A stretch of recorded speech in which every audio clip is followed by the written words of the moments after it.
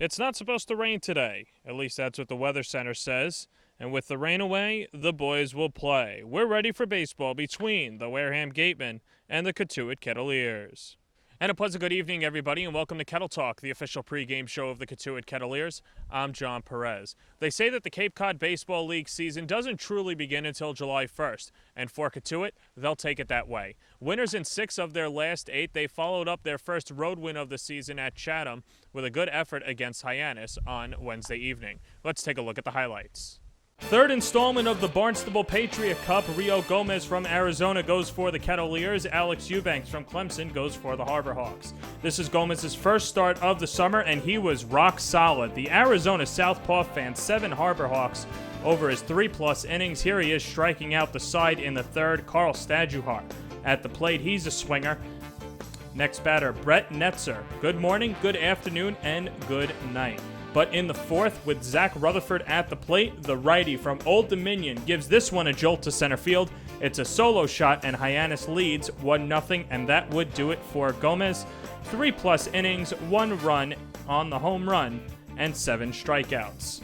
Bottom 4 with runners on second and third. Quinn Brodey from Stanford socks the liner to right. Clay Fisher and Jason DeLay touch up, and the Kettleers back out in front, 2-1. Top of the 6th, Ford Proctor hits this one to deep center. Cal Stevenson can't make the catch. Proctor gets a little greedy trying to take third. Fisher cuts off Stevenson's throw, and he nabs Proctor for the third out. Now in the bottom half of that inning, already with 2 RBIs on the day, Brodey makes it an even 5. A 2-out, 3-run jack, his first of the year, and Cotuit is up 5-1. And Jared Padgett from Mississippi State on the hill. Runners on first and second, and Pat Dorian from Lynn steps on the bag and fires across the diamond for the 5-3 double play.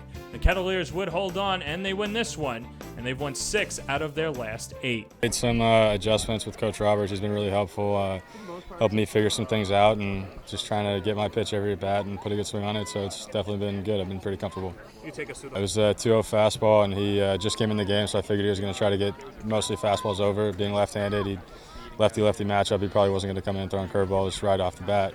So I saw one over the plate and put a swing on it. I mean, I don't know. We were in a lot of close ball games in the beginning, and a lot of them, even now, a lot of them aren't going our way, and a lot of 1-run, 2-run games, and we're getting on the other side of those. We're working hard, putting good at-bats together. Our pitchers are throwing really well, so I think it's just all kind of coming together at the right time.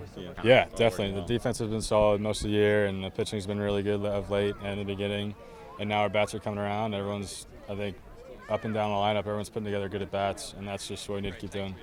I mean, out here, everyone could be in the 4-hole. I mean, everyone's their best hitter on their team, so it's the kind of thing where anybody could be anywhere in the lineup, and that's what he does. He mixes it up, and I think it keeps you on your toes for sure. You don't know where you're going to be in the lineup, in the field, and just got to stay on top of it every day.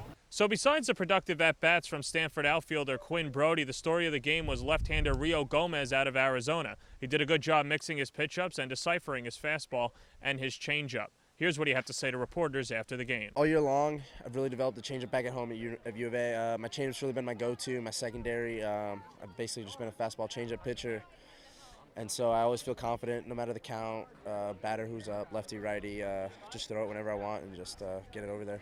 How long have you worked with Jason DeLay? Because this is obviously your first time in game, and what was that adjustment like?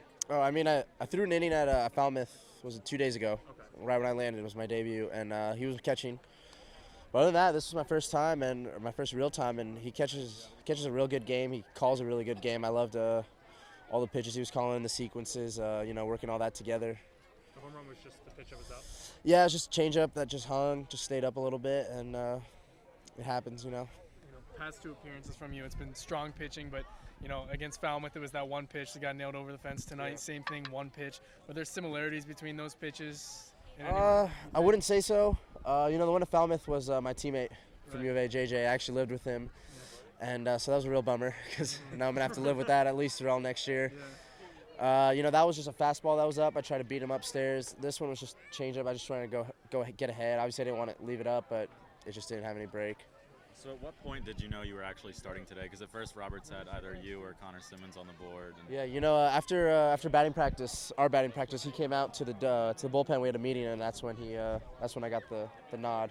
So here's what happened before the off date. The Commodores put up a 6 spot in the third inning. Matt McLaughlin from Kansas went 2 for 3 with 5 RBIs. 4 of those RBIs came on a grand slam in that third inning. Caden Griner from Oregon State went 3 for 3 with 2 RBIs. He came around to score 4 times. Yarmouth Dennis beats Orleans. J.J. Schwartz from Florida, a 3-run jack. Will Montgomery from Connecticut. 4 1/3 out of the pen, no runs. He surrendered 3 hits and struck out 4. Oh, look, a 1-0 win for Harwich. Joe Doonan from NC State broke a scoreless tie in the top of the 11th. Pete Solomon from Notre Dame, 7 shutout innings. He only allowed 1 hit and struck out 6. Zach Schellinger from Seton Hall picked up the win. Wareham scored 2 runs in the top of the 11th to take a 5-3 lead over Chatham. The only problem, Tanner Gardner hit the game-winning 3-run homer to give the Anglers the win. So here's how it shakes up in the standings. Harwich opens up a 3-game lead over YD. Orleans and Chatham, Brewster round out the East.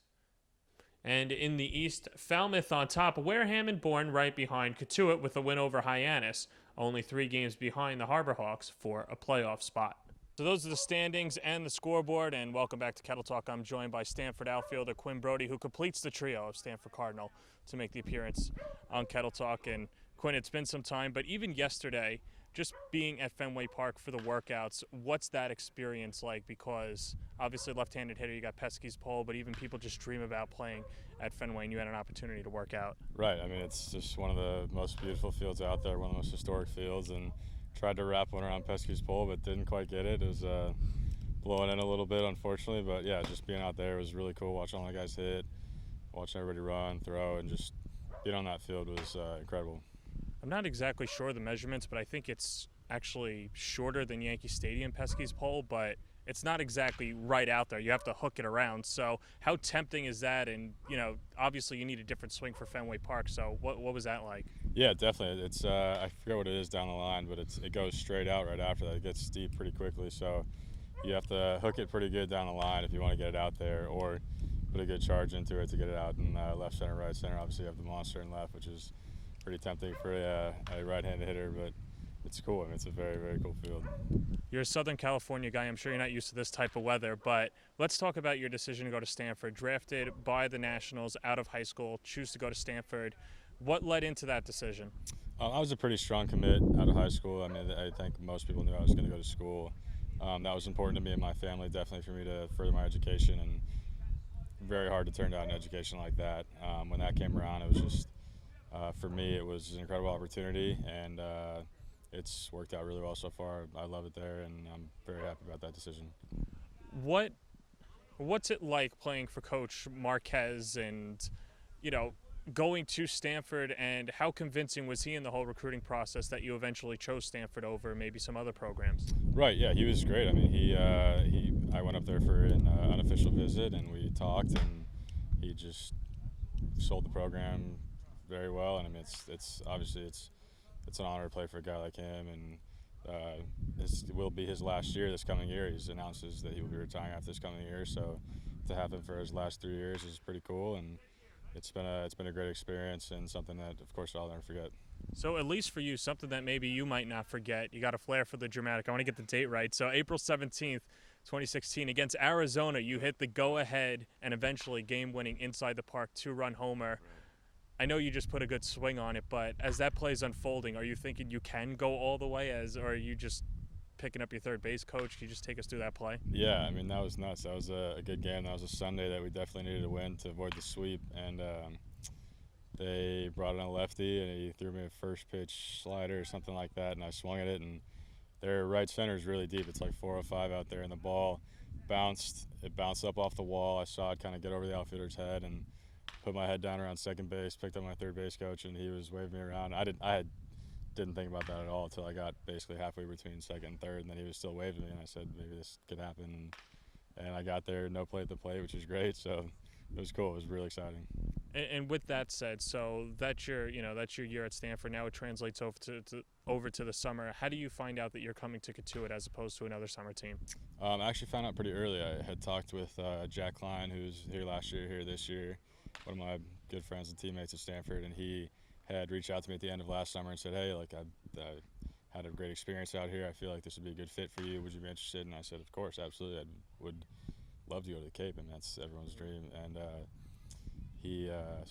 was talking to my coach about it at school. I called him and said, hey, I just want to make sure it's okay that I'm entertaining this idea. And he said, oh yeah, you're already going there. So I was like, cool, yeah, that sounds good. So I knew pretty early, which was nice.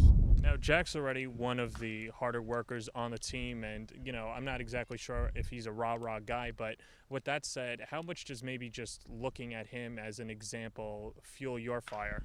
Yeah, I mean, I've had Jack to look up to for the past 3 years, the past 2 years, which has been great for me because we've been outfielders together, so we're doing the same drills together a lot at school. We hit together a lot, and it's definitely been just comforting for me to have him out there, and especially have this be his second time here. He knows the drill. He knows what it's like. He's just very familiar with Coach Robert. So to have him to be there is big for me. I know there's always an adjustment period, always coming over to the Cape, and especially for you. What was that adjustment like? Because out in left field, I'm sure you were having to get used to the wooden bats, and you thought the ball would carry as much, but your defense has certainly gotten better, hitting a home run the other day, bringing in the 5 RBIs. Was there a moment where it all just clicked, or, what's that adjustment period like? Yeah, I mean, like you said, it's definitely different just than the metal bats is a little bit of a difference. So just getting comfortable in the field, reading the ball, getting comfortable with the plate, some tinkering with some things at the plate, still just trying to find what exactly will work for me, and taking all the information that Coach Roberts has and all the lessons that he likes to teach, and then figuring out how to make that work for me has been a little bit of an adjustment, but it's something that I feel like now is sort of settling into place, so that's kind of where I'm at now. And now let's just get away from the Kettleers on this one. You were a soccer player, lettered in high school at Loyola. Why choose baseball over soccer? What led into that, and what position did you play? What's your love for the game of soccer? Right, I was a huge soccer player up until after my freshman year. I probably played soccer more competitively than I played baseball for a while, and I loved it. I mean, I love baseball, I love soccer, and then after my freshman year of baseball and soccer, I had a coach who told me, hey, you have a chance to play college baseball, which I had never really thought of before then. He's like, you have a real shot to do it, and you should think about getting serious about it, and that kind of just led into a decision that I don't necessarily I don't regret it at all, but I would have loved to have played soccer for another couple of years. I feel like I would still be where I am, but I loved every minute of it. I played forward most of the time and a little bit of defense too, but I wasn't the most finesse player, but I could run pretty fast and kick it hard, so I did all right. We'll go baseball and we'll go soccer. I know it's tough to pick just one, so I'll give you 3. 3 inspirations for baseball, 3 inspirations for soccer. Soccer, let's see. I honestly wasn't the biggest soccer fan in terms of watching it and following it. So, I mean, I've always loved watching Cristiano Ronaldo. I think that's an easy one. Outside of him, I had a time where I loved Wayne Rooney. I liked the cleats he wore, so I wore those for a little while. Baseball-wise, I have always loved Ken Griffey Jr., most beautiful swing in the game. Number 24. I'm number 24 at school, so that worked out pretty nicely. Another 24, Robinson Cano. And let's see, I'll choose.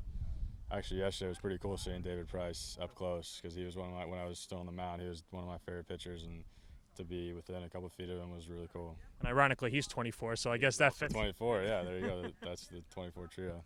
Awesome. All right, that's Quinn Brodey. We'll have starting lineups coming up right after this.